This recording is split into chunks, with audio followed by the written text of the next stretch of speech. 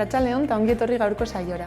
Gaur platoan izango dugu Ines Castilla, bera Karrikiritik dator eta azken hilabete hontan eta etorkizunera begira egingo dituzten ekintza desberdinetaz arituko da. Orain, gaurko komunikabide desberdinen azalak aztertuko ditugu. Diario de Notiziasekoarekin hasiko gara. Titularrak Navarra Suma aurrekontu eta negoziazio fiskaletatik kanpo geratu dela dio, PSN-erentzat Euskal Herria Bildurekin elkarrizketa erraztuz, eta argazki nagusia ere gai honen ingurukoa da. Horretaz gain, Nafarroa etxeko gastu kultural handiena duen komunitatea dela ere jasotzen du azalak. Bestalde, Nafarroako kontzejuak ere maila desautorizatzen duela dio, baita PSOE eta ERZ-ek gaur bilera egingo dutela, tentsio giroan. GIB kasu berrien 3tik batek 15 eta 35 urte artean dituela, gobernuak 2019ko OPE bat onartu duela 549 plazekin, eta Aroztegiak Hilton kateko hotel bat izan dezakeela ere irakur daiteke Notiziaseko azalean. Azalaren azpikaldean, Horizontek elikagaien 14 enpresa bultzatzen dituela dio, eta bukatzeko, kirolarloan, Peñak ez duela onespenik jaso Azagran kopa jolasteko, eta Nafarroak bere kirolaria komentzen dituela jasotzen du Notiziasek. Diario de Navarrako azalarekin jarraituko dugu orain. Titular nagusiak dio Navarra Suma eta Euskal Herria Bilduk negoziatzeko bietako bat aukera dezan exigitu diotela Txibiteri. Argazkian, bestalde, Salazar inspektorearen legatua irakur daiteke. Iruñean, Dolores Redondoren liburuetan oinarritutako bigarren filma estrenaitu baita. Azalaren goikaldean, kirolari eskaintzen dio tartea komunikabide honek. Juan Perezek 2022 urteraino kontratua luzatu duela. Luis Enriqueren hitzetan Robert Moreno desleiala dela eta Peña Azagresak ez duela kopa bere zelaian jokatuko azpimarratzen dira. Azalaren eskuineko atalean aldiz, Baztango Aroztegiako hotel jauregia Hilton katekoa izango dela esaten da. 2022 urterako egongo dela bukatuta eta 126 logela izango dituela. Horretaz gain, Diario de Navarrak ere honakoa dio. Ekonomia, lankidetza eta garapenerako antolakundeak Espainiari eskatu dio autonomoei gehiago kotizatu dezaten behartzea. Eta bukatzeko, eraikuntzako UGT Komisiones Obreras eta patronalak ezbeharren aurka bat egin dutela ere jasotzen du azal honek. Gara egunkariarekin goaz. Titular nagusiak, Sánchezek eskuinarekin mordaza digitala baliozkotzen duela dio. Argazkian, Txibite Euskal Herria Bildurekin kontuak negoziatzeko elkartu dela dio. Horretaz gain, Elgak prekarietatea dela eta pentsioen erreforma eskatzen duela irakur dezakegu portadan. Bestalde, Emakundek aurkeztutako liburu batez mintzatzen da gara gaurko portadan. Gazteen artean pentsaera kritikoa indartu behar dela esanez, eremu digitaleko matxismoaren aurka egiteko. Bukatzeko, von der Leyenek Europar Batasuna zuzentzeko Euroganberaren abala lortu duela ere azpimarratzen da. Eta kulturari dagokionez, Maiak Ukaiko kideak gauekoak ikuskizunean sortzailea maskerarik gabe aurkezten duela. Berria aztertuko dugu orain. Titularrak Iruñeko udalak pailazoen kontratazioa eten duela dio, kontseiluaren iritziaren aurka eginez. Argazki nagusian aldiz, negoziatzeko ateak zabalik irakur daiteke. Maria Txibitek eta Elma Saizek bilera bat egin baitute Navarra Sumarekin eta beste bat Euskal Herria Bildurekin, Nafarroako gobernuaren aurrekontuez jarduteko. Horretaz gain, Espainiak komunikazio digitalak kontrolatzeko araua onartu duela ere jasotzen da azalean, ia oposiziorik gabe. Ekonomiaren inguruan, trenen liberalizazioa du mintzagai gaurko berriak. Espainiako AHT lineetan, SNCF eta Trenitalia Ilsa sartuko direla dio, eta aldirietan 2021 arteko monopolioa Renfek duela. Kulturarloan, Jon Maia intimoenaren dantza zaritzen da, gauekoak obra dela eta. Bestalde, Espainiako gobernuak Araban gas zundaketa bat baimendu duela ere jasotzen du portadan. Baita Silvia Adoue, Brasilgo Eskola Nazionaleko irakaslearen hitzak, elikagai subiranotasunak autonomia politikoa emango diela esanez. Bukatzeko, matxismoa digitalean ere indartsu dagoela esaten da azal honetan. Ikerketa batek agerian jarri duenez, nerabeek eremu digitalean ere sexismoa eta matxismoa erreproduzitzen baitituzte, baita andreen hipersexualizazioa eta ziberjazarpena indartu ere. Euskal Herria Irratiko webgunearekin bukatuko dugu. Albiste nagusiak Euskal Herria Bilduk zergen eta aurrekontuen inguruko proposamena Txibiteri helarazi diola dio. Maria Txibitek 2020 urteko aurrekontuen inguruan eztabaidatzeko Navarra Suma eta Euskal Herria Bildurekin hitz egin duela eta gainera Nafarroa Espainiako prentsaren jopuntuan dagoela ere esaten du webguneak. Eta aurrekontuak negoziatzeko Txibite lehendakaria eta Euskal Herria Bilduko ordezkariak mahai beraren bueltan eseri izanak lehen orrialdera ekarri dutela besteak beste ABC eta El Mundo egunkariek. Bukatzeko, Euskal Herria Irratiak Nafar bakoitzak kulturan urtean 329 euro gastatzen dituela azpimarratzen du. Horretaz gain, aste hontan, Eduardo Santosek migrazio politika defendatu du.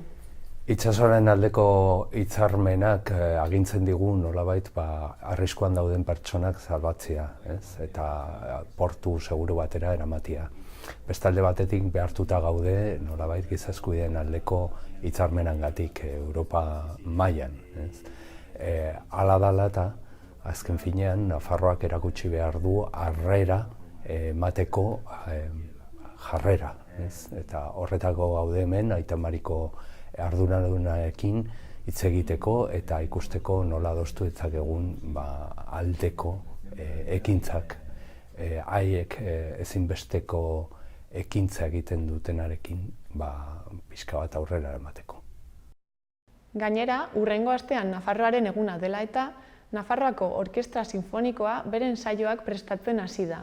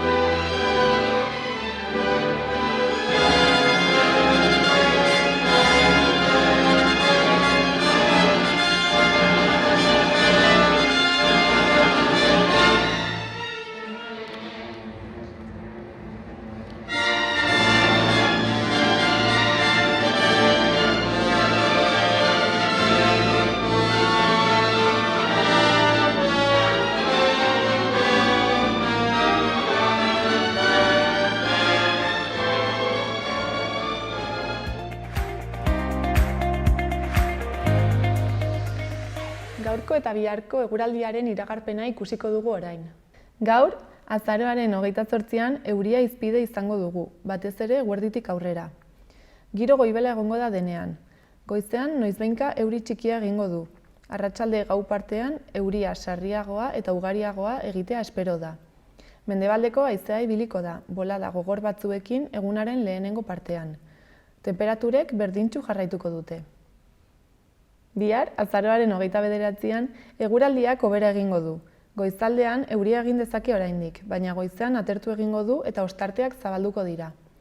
Arratsaldean zerua partez hodeitua egongo da. Egunaren hasieran hegoaldeko haizea ibiliko da. Arratsaldean mendebaldera aldatuko da. Temperatura maximoetan aldaketa handirik ez da egongo, baliteke gradu pare bat igotzea. Gaur gure platora etorri da Ines Castilla, Karrikiritik. Kaixo, arratsaldeon. Kaixo, arratsaldeon. Zer moduz? Ongi eta zu? Ongi, hementxe. Zer aldi guztu kontatu Karrikiri buruz? Iruñan nahiko ezaguna da, baina igual badago jendea ez dakiena zer den, edo? Karrikiri Euskaldunon elkarte bat da. Karrikirin elkartea izateaz aparte, badukagu denda bat, eta denda horren berezitasuna o bestekiko desberdin daukana da, han bertan saltzen diren bai liburu, bai diska, bai arropa, jantziak, euskarazkoak, euskalduna direla, diskak eta liburuak euskarazkoak bakarrik, eta arropa euskal ekoizleek egindakoa, marka euskalduna daukana. Eta horretaz gain ere, antolatzen dituzue batzuetan tailerrak, ez, edo hitzaldiak, halako gauzak? Horretaz aparte, antolatzen ditugu liburu aurkezpenak, diska aurkezpenak, euskal taldeen saio txikiak, hainbat jardunaldiak, ere bai beste batzuekin batera, edo gu bakarrik, Beraz, nolabait helburua da euskal kultura sustatzea, esan daiteke? Hoxe, bai, asmoa hori da. Asmoa da Iruña eta Iruñerriko euskaltzaleen topagune izatea, bertan biltzea.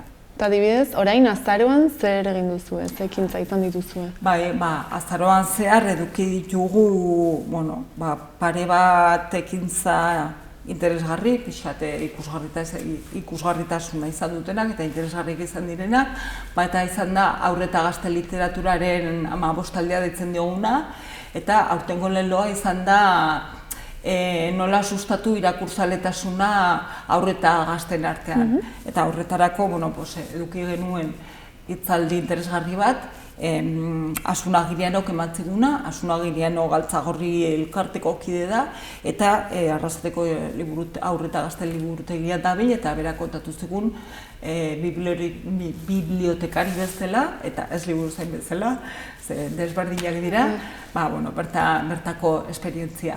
Eta ondoren, bigarren saio batean, inguru bat antolatu genuen, Iruñan dabiltzan 4 erakunderekin, eta 4 erakunde horiek badauzkate programa batzuk irakurzaletasuna sustatzeko hezkuntzan batez ere. Bertan egon ziren Amaia Irazusta, EIBZ-tatik, Irene López Goñi Nafarroako ikastolen elkartetik, San Francisco eskolatik Aitziber Eskubi, eta Lekunberriko eskolatik Amaia Agirreurreta. Eta bakoitzak kontatu zigun, bertan abian dauzkaten programa batzuk. Kuriositate bezala, zein da liburuzain eta bibliotekaria arteko desberdintasuna? Azpimarratu duzula hor desberdina dela? Hori aipatu duz, Asunek esan zigun ez dela gauza berdina. Bibliotekaria da berez formakuntza edo tituloa badaukana ikasketa batzu dauzkana, esan dezagun. Eta liburuzaina da bibliotekariari laguntza ematen diona, edo lan horiek egiteko behar duen soporte hori ematen diona. Berez, bibliotekaria izango litzateke maila bat altu xagoa. Ongi dago, jakitea, ze... Nik ere zaikien, nik egun hartan ikasi nuen. Eta aipatu dituzun jardunaldi hauen harrera nolakoa izan zen? Ona izan zen. Berez, irakasle eta haur eta gazteekin dabiltzanak liburutegietan interesa badaukate olako gauzak ez direlako ezagunak, ez? Eta, azaldu zituzten programak ere interesgarriak izan ziren, ez dituzte esan, baina adibidez egibestetan badukate maleta ibiltaria ditzen den programa bat, zein eta prestatzen dituzten liburu lote batzuk eta eskoletatzear baileguan usten dituzten, eta ereduaren arabera liburu sailkapena desberdina da, eta gauza interesgarriak egiten dituzte. Gero Nafarroako ikastolen elkarteak badauka Jul programa bat, zeinetan saritzen den, aukeraketa bat egiten den liburu batena, eta gero ilustrazio baten inguruan ere, irizpide horien arabera sari bat ematen zaion liburu honenari. San Francisco eskolan bikoteka irakurketa metodoa edo daukate abian, eta programa edo hau Bartzelonako unibertsitate bat lantzen ari den programa bada. Orduan irizpideak beraiek markatzen dituzte, markatu zituzten hasiera batean, eta orain ari dira beraiek praktikan jartzen eta egokitzen, eta pixka feedbacka baita unibertsitateekin batera lantzen. Eta ondoren Lekunberriko Ana Agirreurretak azaldu zigun liburu bat hartu eta horren inguruan behin edo aurrekin komentatu egiten dituztute. Gauza interesgarriak ateratzen omen dira. Eta, klaro, horretarako, talde horiek dinamizatzen duen pertsona formatuta egon behar da, eta, modu zehatz batean bideratu behar ditu talde irakurketa saio horiek, ezta? Eta, gauza interesgarriak atera ziren. Eta zuek uste duzu arazo bat dela gazteek eta aurrek ez dutela irakurtzen? Iruditzen zaigu, bilakatzen geroz eta gutxiago irakurtzen dela esaten dute. Aurreik geroz eta gehiago kostatzen zaie liburu bat hartu eta irakurtzea. Orduan, erraztasuna jarri bartzaizkie zaletzeko. Erakutsi, irakurketa, zerbait atsaina bezala ez dadila izan, ikastolan bidaltzen dizuten lan bat eta rollo bat eta ikus dezatela zerbait atsain bezala. Eta zuek pertsonalki Karrikirin nabaritu duzue, igual aurrek ez dituztela hainbeste begiratzen liburuak edo? Ala, ez hainbeste? Guk Karrikirin badaukagu eskaintza interesgarri bat, ze Karrikiri gainera, Galtzagorri elkarteak eta Mondragon Unibertsitateko UESik prestatzen duen gomendio batzuen arabera badauka liburu gomendagarrien zerrenda bat eginda. Orduan, Karrikirik dendan dauzka, salgai, eta dendan dauden liburu horiek Galtzagorriren eta UESiren irizpideen arabera gomendagarrienak dira. Beraz, suposatzen da, interesa daukana, Karrikirira etortzen dela, aurru bati edo gazte bati liburu bat erostera.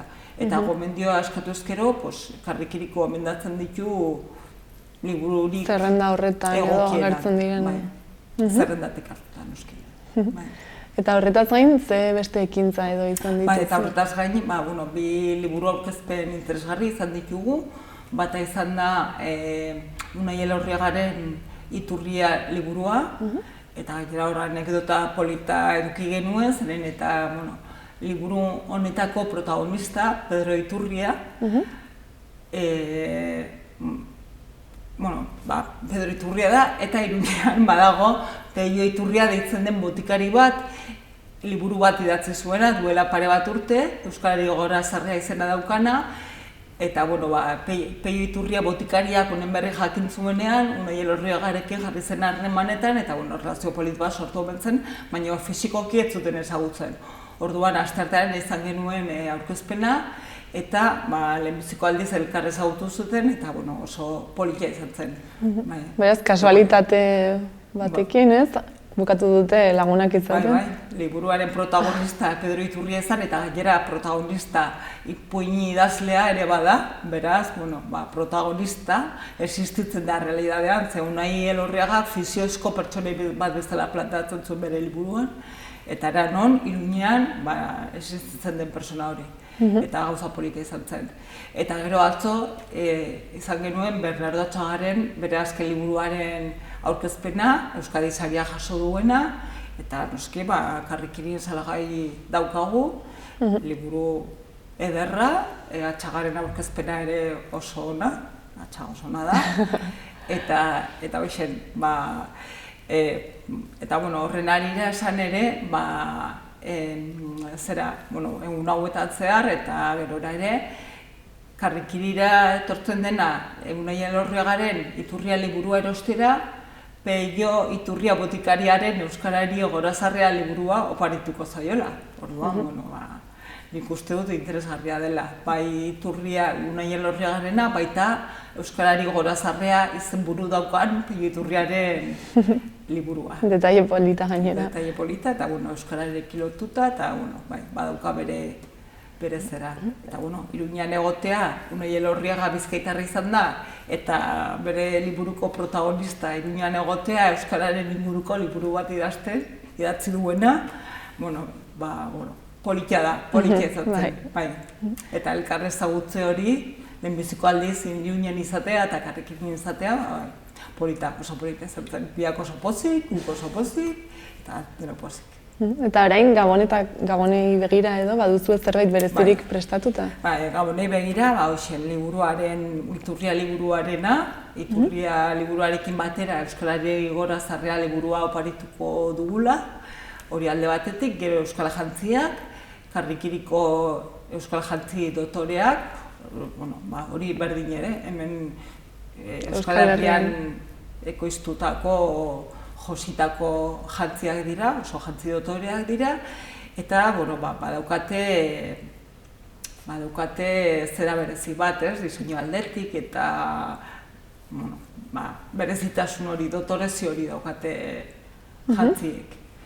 Hori alde batetik gero arropa ere, kamisetak eta sudaderak, aurrentzako kamisetak eta arropa ere badago, guztia marka euskalduna daukana, eta horrek ematen dio zera bat, balio plus bat.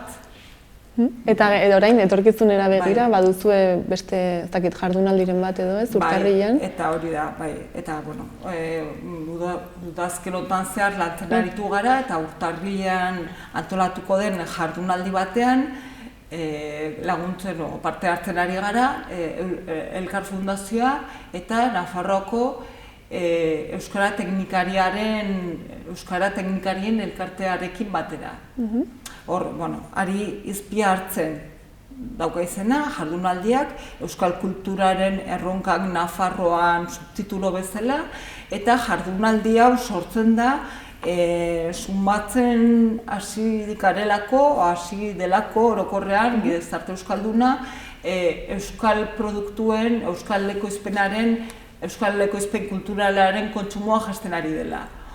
Orduan, horrekin lotuta ikusten da Euskal kulturaren transmisioan ere eten bat izan dela, o gertatzen ari dela, jakin nahiko genuke, eta horregatik sortu da jardunaldi hau, etenaren arrazoia den kontsumoa jasten ari dela, edo kontsumoaren jetxierak eragin duen transmisioaren etena.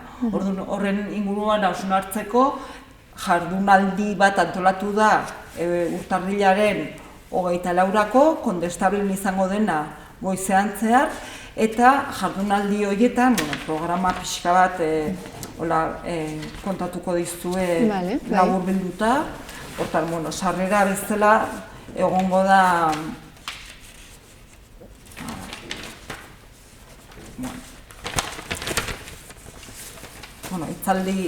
sarrerako hitzaldi bat Josua Mezagak emango duena, eta aurkezle Tere Iribarren Euskara Teknikarisarikoa izango da. Ondoren gogoeta gidatua deitu zaiona Euskal Kulturaren erronkak Nafarroan, Jon Abril Elhuyarreko zuzendariak emango duena. Ondoren hitzaldi bat emango du Miren Artetxe bertsolariak, eta aurkezlea Irati Majuelo izango da, eta bertan gazteak bertsoa, transmisioa eta nortasunaren inguruan arituko da. Bertsolari gazten belauraldian ematen du potente datorrela, horren inguruan pixkat hausnarketa bat egin ahal izateko, eta bukatzeko egongo da mahai-inguruantzeko bat, solasaldi bat, Euskal Herriko esperientzia desberdinak ezagutzeko. Eta bertan parte hartuko dute Aitor Elespuruk, Berako Kultur Batzordetik, Azpeitiko Kultur Maiko kide den Xabier Gantzarainek, Aiaraldeko Ekintza Faktoriako Gartzen Garaiok, eta solasaldi edo mahai inguru hori gidatuko duena izango da Neritz Rekarte Elhuyarreko aholkulari bat. Eta jardunaldi hau nori dago zuzenduta? Jardunaldi hau zuzenduta dago, pixkat gai honen inguruan kezka daukan edo nori, Euskararen inguruan lan egiten dutenen, euskalgintza munduan lanean dihardutenei, euskara teknikari, euskalgintzan dabiltzanei. Baina ez da beharrezkoa aurretik zerbait ezagutzea esan nahi dut? Ez, berez kezka, komentatu dugun kezka hau, euskal kulturaren transmisioa mantentzearen kezka hori daukan edonori zuzenduta dago. Euskalarekin, euskalgintzarekin pixka sensibilidadea daukan edonori dago zuzenduta. Horretarako bai beharrezkoa da izen ematea, hori bai, eta izen ematerako badago helbide bat, kontu bat, eta, eta ordaindu behar da izen emateko? Ez, doinekoa da. Izena emateko e-mail kontua, hau da, euskara@sakana-mank.eus. Dena den, suposatzen dut informazio guzti hau ere interneten aurki daitekela? Bai,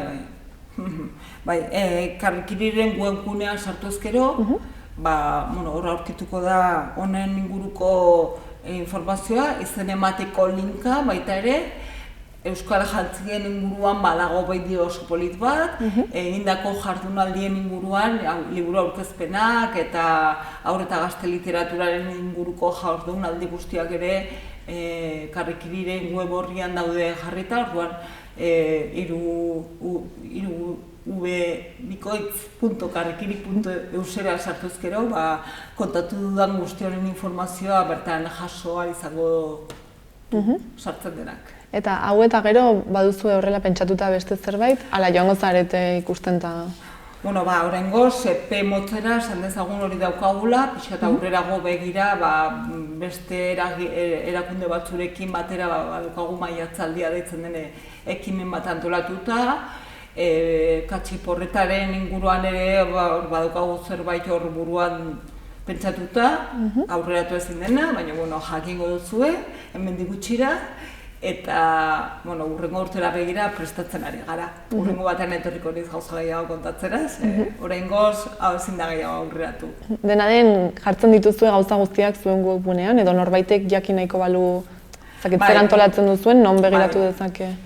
Saiatzen gara, aste bete lehenago gutxienez iragartzen. Kartel bitartez, sare sozialetan ere bagaude, bai Twitterren eta bai Facebooken ere, Karrikiri jarrita aurkitzea badaukazue, eta bertan iragartzen ditugu, antolatzen ditugun ekimen guztiak. Kontatu ditudan guzti hauek, hoien buruzko berriak daude, eta aurrera begira zerbait adibidez jardunaldiarena, ari izpia hartzen jardunaldiaren inguruko informazioa ere jaso dezakezue bai gure web horrian, baita sare sozialetan ere. Twitter, Facebook eta Instagram ere. Instagram ere. Bale. Primeran, mila esker guzti hau kontatzeagatik, eta hori, norbaitek interesa badu, begiratu dezala interneten, ez? Bai. Edo bestela Karrikirira etorri, Karrikiri Xabier kalean gaude, ez dut esan, baina hori estafetatik oso gertu, beraz Karrikirira dendara etorrita, nahi duzuen informazio guztia emango dizuegu. Mila esker eta ongi izan. Bai, zuri, zuei, bai.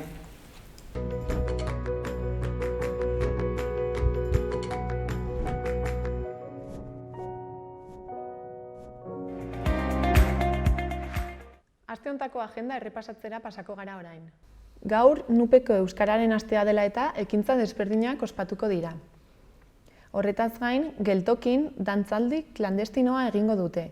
Arratsaldeko 7:00 ikastoretxoa egongo da eta 8:00 dantzaldia. Bihar, Iruñean San Saturnino eguna ospatzen da. Hori dela eta, ekintzaz beteta egongo da egun osoa. Adibidez, erraldoi eta buru handiak ibiliko dira kaleetan zehar eta La Pamplonesak kontzertua eskainiko du. Larunbatean, etxerik txikiena aurrentzako antzerkia egongo da euskaraz Iturramako Zibiboxean, saio bat goizeko 12:00 eta beste bat arratsaldeko 6:00. Orain, eta saioa bukatzeko, gaur arratsaldeko 9:00 Mikel Urdangarinek zentralen kontzertua eskainiko duenez, bere bideoklip batekin utziko zaituztegu. Mila esker hor egotearren eta bihar arte.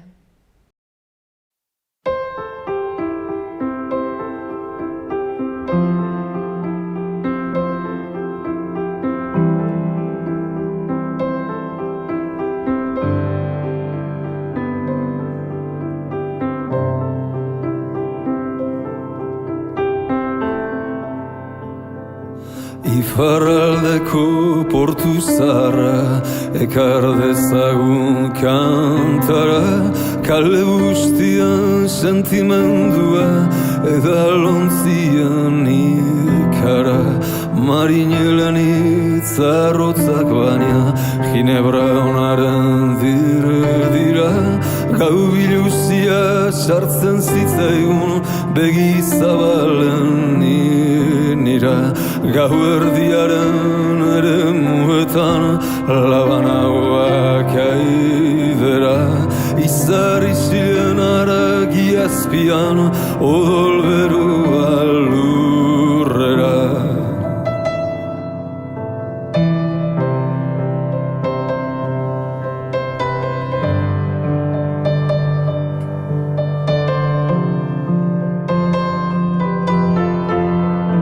Txampon berri ez erosi eta amodioen jokora, oestutan ez zuten ginen itxas lamien altzora.